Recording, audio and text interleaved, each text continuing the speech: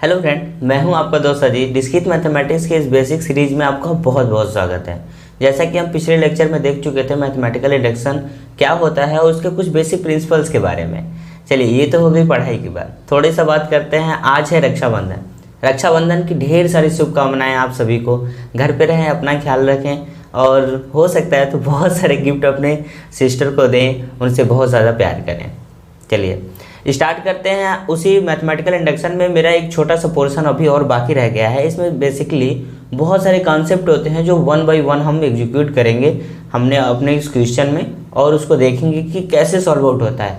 आप लोग इसको मिस मत करिएगा, ये बहुत ज़्यादा इंपॉर्टेंट टॉपिक है। इससे न्यूमेरिकल्स बनते ही बनते हैं यूनिवर्सिटी एग्जाम में। ओके, देखते हैं क्वेश्चन से। क्या है कि हमारे पास कोई क्वेश्चन है। क्वेश्चन क्या है? वो भी मैथमेटिकल इंडक्शन का। क्या करना है इसमें?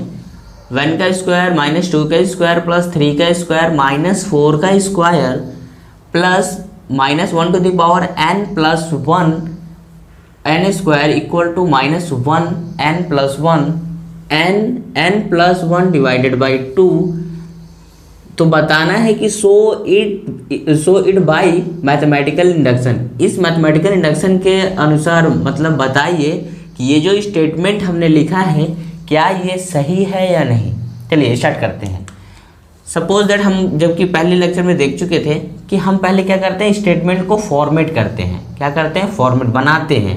जैसे सपोज दैट हमारे पास P ऑफ n कोई एक स्टेटमेंट को रिप्रेजेंट कर रहा है। जैसे 1 का स्क्वायर 2 का स्क्वायर प्लस 3 का स्क्वायर माइनस 4 का स्क्वायर डॉट डॉट डॉट, ये ठीक है n के फॉर्म में है तो सेम एज इट इज ऐसे उतार दिए।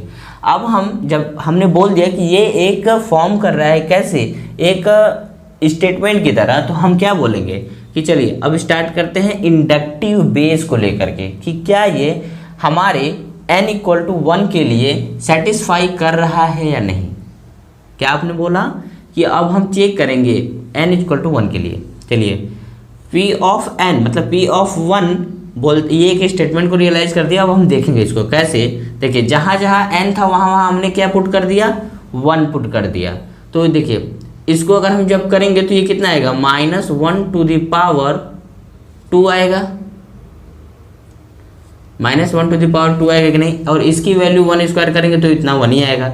और आपको भी पता है कि जब माइनस टू द पावर अगर बेस जो होता है वो क्या होता है, इवन होता है, तो हमेशा उसका जो वैल्यू आता है वो पॉजिटिव आता है। ठीक है, तो ये 1 इंटू 1 मतलब 1। और इसको देखिए सॉल्व करते हैं तो ये भी तो 1 आ गया और ये 1 और ये 2, ये 2 से 2 कैंसिल हो जाएगा, 1 इक्वल टू 1 आ जाएगा। तो हम क्या बोलेंगे, LHS इक्वल टू RHS। तो हमको ये पता चल रहा है कि ये ट्रू है। किसके लिए? फॉर n इक्वल टू 1 के लिए प्रॉपर ट्रू है। अब हमारे पास दूसरा जो है क्या बोल रहा है, इंडक्टिव हाइपोथेसिस। जैसे हमने पहले बताया भी था आपको कि जैसे हमने n इक्वल टू 1 के लिए चेक कर लिया, अब हम k चेक किसके लिए करेंगे, n इक्वल टू k के लिए चेक करेंगे। ठीक है, चलिए statement of P of k बोल रहा है कि 1 का स्क्वायर माइनस 2 का स्क्वायर प्लस 3 का स्क्वायर माइनस 4 का स्क्वायर, ये ऐसे चल रहा है। और तो जहाँ जहाँ n था वहाँ हमने क्या लिखना है, k लिखना है। ठीक है, k हो गया। अब देखिए minus 1 to the power n plus 1 minus 1 to the power k plus 1, जहाँ n था मैंने वहाँ पे k कर दिया। ठीक है, अब हमने इसी को बोला है। देखिए ये जो मतलब बेसिकली जो पोर्शन है ये हम बेसिकली यूज करते हैं, इसीलिए ये इम्पोर्टेंट है। ठीक है, इसको इसीलिए हमने इक्वेशन फर्स्ट मान लिया। और हमारा मैथमेटिकल इंडक्शन स्टेटमेंट भी क्या बोलता है कि जो इंडक्टिव स्टेप है वो किस पे बेस्ड होना चाहिए, इंडक्टिव हाइपोथेसिस पे बेस्ड होना चाहिए। आई होप आप लोग को ये समझ में आ रहा होगा। इंडक्टिव स्टेप हम इस केस में क्या करते हैं, n equal to k plus 1 के लिए चेक करते हैं। ठीक है, तो ये स्टेटमेंट है P k plus 1 such that 1 square minus 2 square plus 3 square minus 4 square dot dot dot, ये हमारा क्या है, ये वाला पोर्शन है। ठीक है, तो ये जो हमने हाइपोथेसिस इंडक्टिव स्टेप हमने देखा था उसको हमने लिखना है कि फ्रॉम मतलब एक क्वेश्चन से हम क्या करते हैं उसको यूज करते हैं। तो ये जब आप पीछे देखिए अपने स्लाइड में देखिए कि कहाँ पे लिखा पड़ा है ये वाला पोर्शन है ना। तो इस वाले पोर्शन को हम लोग क्या करते हैं, जैसे अभी हम आपको समझा रहे हैं 1 2 3 है। सपोज दैट अगर ये n है तो n माइनस 1 भी तो इसमें लाइज करेगा। सेम एज वही कॉन्सेप्ट है। अगर ये k प्लस 1 के लिए मतलब अभी तो ये k के लिए सेटिस्फाई कर रहा है, क्यों? क्योंकि ये क्या है, n प्लस 1 है। अगर हम यहाँ पे k लिखेंगे तो ये k प्लस 1 हो जाएगा। देखिए जहाँ जहाँ n बाद k, तो ये पोर्शन अभी पिछला वाला है। अब अगला k प्लस 1 के लिए चेक करेंगे। n के इक्वल टू जैसे n प्लस 1 कर देंगे और इसके पे k प्लस 1 का होल स्क्वायर, अब इसी को लिखते हैं k प्लस 2। देखिए ये k प्लस 2 है ना, ये पूरा, तो ये बेसिकली, और इसकी वैल्यू हमने पिछले स्लाइड में देख रखा है, आप उसको देखिए।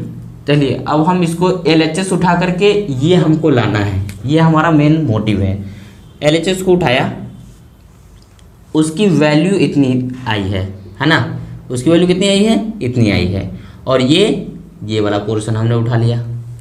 कौन से इक्वेशन से, फ्रॉम इक्वेशन 1 से, याद रखिएगा। अब देखिए इसी जगह ना मेन इंपॉर्टेंट पार्ट होता है। जैसे ये हमारा पोर्शन है, इसमें हमने 2 का क्या कर दिया, एलसीएम ले लिया। क्या किया, 2 का एलसीएम ले लिया, तो कितना आएगा देखिए, -1 to the power k plus 1 into k plus 1 plus ये वाला 2 एलसीएम ले लिया, 2 -1 to the power k plus 2 और k प्लस 1 का होल स्क्वायर। यहाँ तक समझ में आ रहा है। अब देखिए मेन हमारा मोटिव हो गया क्या, कि देखिए यहाँ पे k प्लस 2 है लेकिन यहाँ पे k प्लस 1 ही है। अगर इस k प्लस 1 में अगर -1 का डिवाइड कर दें और -1 का मल्टीप्लिकेशन कर दें, देखिए तो ये k -1 to the power k plus 2 बनेगा या नहीं, इसका देखते हैं फिर से। देखिए -1 के पावर k प्लस 1 इंटू -1 का मतलब क्या है। देखिए अगर हम इसको ओपन करने की बात करें तो -1 के पावर k आएगा इंटू ये -1 आएगा इंटू ये -1 आएगा। क्या हम इसको लिख सकते हैं -1 के पावर k इंटू -1 के पावर 2 लिख सकते हैं कि नहीं। अब इसी पोर्शन को क्या लिखेंगे, -1 के पावर k प्लस 2। ये वाला पोर्शन आपको यहाँ पे आई होप समझ में आ रहा होगा, इस वाले पोर्शन को। अब देखिए जैसे ही ये पोर्शन आ गया, हम क्या करेंगे, -1 to the power k plus 2, -1 to the power k plus 2, और देखिए यहाँ पे k प्लस 1 है, यहाँ पे k प्लस 1 है, उसको हमने एज इट इज़ कॉमन ले लिया। -1 के पावर k प्लस 2 और k प्लस 1 को हमने क्या किया, कॉमन ले लिया। अब हमारे पास बचेगा क्या है, ये देखिए यहाँ पे क्या बचेगा, k बचेगा, और इसी जगह तो ये जो बचा पड़ा है, ये -1 डिवाइड में पड़ा है, तो इसको हम क्या लिख सकते हैं, -1 के पावर -1 इक्वल टू होता है -1 के पावर, जैसे कि ऐसे होता है, इसको लिख सकते हैं -1 अपॉन -1, ये लिखते हैं, ठीक है। ये आप इन्वर्स वाला पोर्शन आप देख सकते हैं कैसे किया जाता है। तो जब हमने इसको कॉमन किया तो क्या बचा, -1 to the power -1 into k plus ये 2 और यहाँ पे k प्लस 1।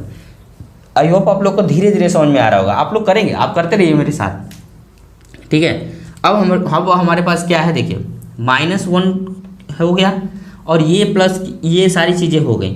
अब इसको हमको सॉल्व आउट करना है, इसकी वैल्यू कितनी आएगी, ऑफ कोर्स यार -1, तो ये हो गया -k और ये प्लस कितना हो गया 2k प्लस 2, ये प्लस 2 होगा ना, 2k प्लस 2, ठीक है। ये है 2k प्लस 2। अब देखिए इसमें अगर हम इसको माइनस करेंगे तो ये क्या आ जाएगा, ऑफ कोर्स k प्लस 2 आ जाएगा और ये k प्लस 1 हो जाएगा, और ये तो अब ये फाइनली कितना आएगा, ये देखिए finally -1 to the power k plus 2 और k प्लस 1 ये वाला और ये k प्लस 2 ये वाला। देखिए क्या ये LHS मतलब ये जो हमारा LHS आया है क्या ये RHS के बराबर है कि नहीं। देखिए -1 to the power k plus 2 into k plus 1 into k plus 2, ये हमारा क्या है बेसिकली RHS। देखिए तब हम बोल सकते हैं, क्या बोल सकते हैं कि LHS इक्वल टू RHS, ये अगर बराबर है तब it is true for n equal to k plus 1 के लिए भी क्या होगा, ट्रू होगा। आई होप आप लोग को अच्छे से समझ में आ रहा होगा। जहां आपको ना समझ में आया आप इसको 2 बार करिए, क्यों, क्योंकि ये जो क्वेश्चन है ये बहुत इंपॉर्टेंट क्वेश्चन है, क्योंकि ये थोड़ा सा घुमाने वाला क्वेश्चन है, ठीक है। चलिए अब देखते हैं एक नया क्वेश्चन है कि proved by induction that sum of cube of 3 consecutive integer divisible by 9। इसका मतलब क्या हुआ कि जैसे हमारे पास कोई 3 नंबर है वो कंजुगेटिव फॉर्म में है, उनके क्यूबिक का जो मतलब जो सम होगा, जैसे 1 है तो 1 का क्यूब, 2 है 2 का क्यूब, 3 है 3 का क्यूब, तो इन सब चीज़ों का क्यूबिक फॉर्म अगर 9 से डिविजिबल होता है तब वह मैथमेटिकल इंडक्शन कहलाएगा। ठीक है, ये हमारा बेसिकली पूरा स्टेटमेंट है। चलिए मानते हैं कि P of n statement form, हमने पहले भी बताया था कि ये क्या है, स्टेटमेंट फॉर्म है। P of n cube, suppose that वो कंजुगेटिव इंटीजर हमारे पास n है, n+1 है, n+2 है, ये इसका क्यूबिक फॉर्म देखिए, n का क्यूब, n+1 का क्यूब, n+2 का क्यूब, इन सभी का सम, इन सभी का क्या सम, क्या डिविजिबल बाय 9 है। तो हम अब क्या करेंगे, ये तो हमारा स्टेटमेंट कंप्लीट हो गया, अब हम क्या करेंगे, इसको चेक करेंगे। देखिए पहले स्टेटमेंट के लिए क्या है कि इंडक्टिव बेस, क्या है इंडक्टिव बेस, जो कि किसके लिए चेक करता है, 1 के लिए चेक करता है। तो P of 1 cube plus 1+1 cube plus 1+2 cube, जहाँ जहाँ n है वहाँ क्या रखेंगे हम लोग, 1 रख देंगे। ठीक है, तो ये क्या है, हम देखेंगे क्या ये 1 से डिविजिबल है, सॉरी 9 से डिविजिबल है या नहीं। तो देखिए इसकी वैल्यू 1, इसकी वैल्यू 8, इसकी वैल्यू 3, मतलब 3 का क्यूब मतलब होता है 27, ये ऐड करने पे 36 आ रहा है। तो हम ये मतलब पता है कि जो 36 नंबर होता है वो 9 से डिविजिबल होता है, तो हम ये बोल सकते हैं कि it is a true for P of 1 के लिए। जब हमारा एक के लिए प्रूव कर लिया तो अब हम हाइपोथेसिस मतलब दूसरे स्टेप पे चले जाते हैं, और वो क्या होता है, इंडक्टिव हाइपोथेसिस। किसके लिए चेक करते हैं, for n equal to k के लिए चेक करते हैं। देखते हैं P ऑफ k क्यूब, जहाँ जहाँ n था वहाँ पे क्या लिखेंगे, k cube, k+1 cube plus k+2 का क्यूब, क्या ये 9 से डिविजिबल है। तो हम चेक करते हैं, देखिए इन सभी का सम k क्यूब, ये 9 से डिविजिबल होगा तो ऑफकोर्स उसके मल्टीपल से भी डिविजिबल होना चाहिए। ठीक है, तो ये क्यू हमारा एक मल्टीपल पोर्शन है।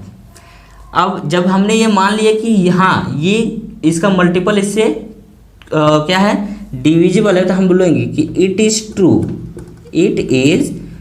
True for n equal to k। ये लाइन लिखना मत भूलिएगा, ये मार्कअप होता है। ठीक है, चलिए अब हम देखते हैं हमारा तीसरा स्टेप होता है इंडक्टिव स्टेप, जो कि हमको प्रूव करना होता है for n equal to k+1 के लिए चेक करना होता है।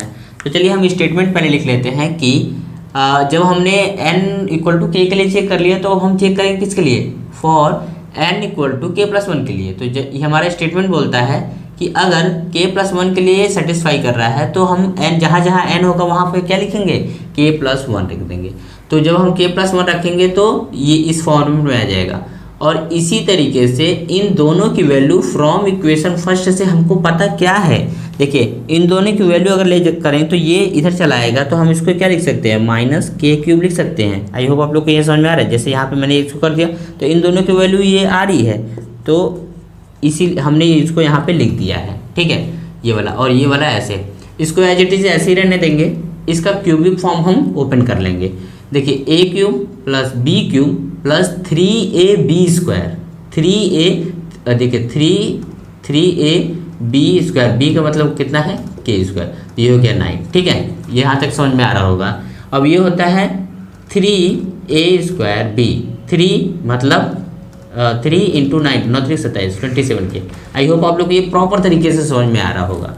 चलिए अब हम इसको ओपन करेंगे तो देखिए -q मतलब -k³ प्लस का k³ कैंसिल हो जाएगा, तो बचेगा क्या, ये बचेगा, ये बचेगा, ये बचेगा, ये बचेगा, यही ना बचेगा बस।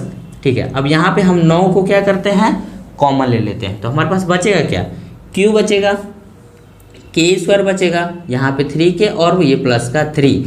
अब देखिए इसी जगह मेन मोटिव आता है क्या, कि अगर जो वैल्यू है वो क्या कर रहा है, 9 का अगर मल्टीपल है तो वो ऑफकोर्स 9 से डिविजिबल होगा ही होगा। तब हम ये बोल सकते हैं कि it is true for n equal to k+1। अगर ये सारी चीज़ें सेटिस्फाई कर जाती हैं तो हम बोलेंगे कि जो हमारा गिवन स्टेटमेंट दिया हुआ था वो मैथमेटिकल इंडक्शन कहलाता है। और आई होप आप लोग को अच्छे तरीके से समझ में आ रहा होगा। ये टॉपिक ऐसा टॉपिक है जिसपे आपको वर्क करना ही पड़ेगा, ऐसा नहीं है कि मतलब किया और छोड़ दिया। चलिए आज के लिए इतना ही रखते हैं क्योंकि बहुत सारा चीज़ हो रखा है। इसी में हम कल का एक लेक्चर और लेंगे जो कि बहुत इंपॉर्टेंट है। चलिए, थैंक यू सो मच।